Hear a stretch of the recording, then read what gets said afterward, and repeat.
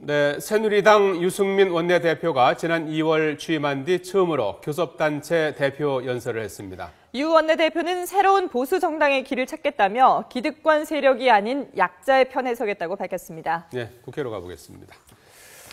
김웅래 기자. 네, 국회에 나와 있습니다. 예, 유승민 원내대표의 교섭단체 대표 연설이 있었는데요. 유 대표가 이 서민과 소외계층 편에 서겠다 이런 얘기를 했죠? 그렇습니다. 오늘 유승민 원내대표의 첫 교섭단체 대표 연설 내용은 크게 경제와 안보 이 두 분야로 나뉘었습니다. 우선 경제 분야에서는 성장과 복지의 균형 발전을 강조했습니다. 기존 보수 정당의 틀에서 벗어나 이 서민과 소외계층의 편에 서겠다는 건데요. 유 원내대표의 말을 들어보겠습니다. 가진 자, 기득권 세력, 재벌 대기업의 편이 아니라 고통받는 서민 중산층의 편에 서겠습니다. 이분들의 고통을 함께 느끼고 그분들의 행복을 위해 당이 존재하겠습니다. 증세와 복지 논란에 대한 분명한 입장도 밝혔습니다. 증세 없는 복지는 허구라는 점을 강조하고 그런 면에서 새누리당이 지난 대선 때 내놓은 공약 가계부는 지킬 수 없게 됐다고 사과했습니다. 그러면서 구체적인 복지 모델로 중부담, 중복지 구조를 제시하며 증세복지와 복지 문제를 논의하기 위한 여야 합의기구 설치를 제안했습니다. 성장 전략으로는 단기 부양책보다는 성장 잠재력 강화를 내세웠고 이를 위한 사회 개혁을 강조했습니다.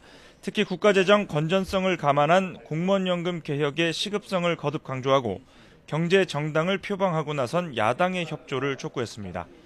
안보 분야에서는 정통적인 보수를 지향했습니다. 특히 북핵 억지력을 키우기 위해 미국의 미사일 방어 체계인 사드를 배치해야 한다고 강조했습니다.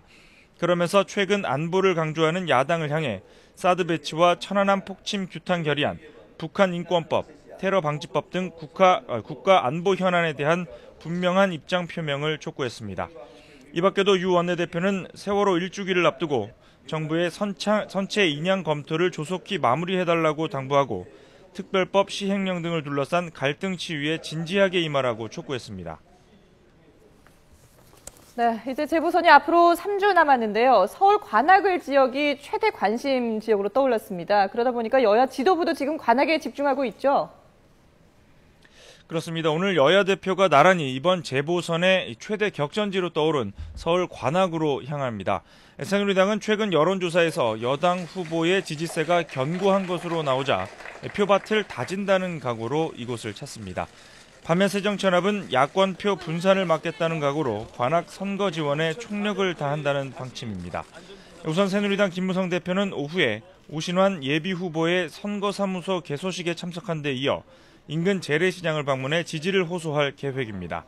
새정치연합 문재인 대표도 지역 노인의 대표들을 만나 정태호 예비후보를 지지해달라고 요청했습니다.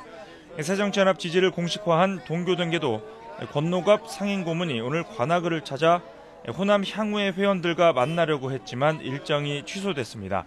지역 조직의 정서는 아직 경선 결과에 대한 반발 여파가 남아있는 것으로 보입니다. 국민모임 정동영 예비후보도 지역 재래시장 등을 돌며 주민들에게 지지를 호소하는 등 빡빡한 일정을 소화하고 있습니다. 지금까지 국회에서 YTN 김웅래입니다.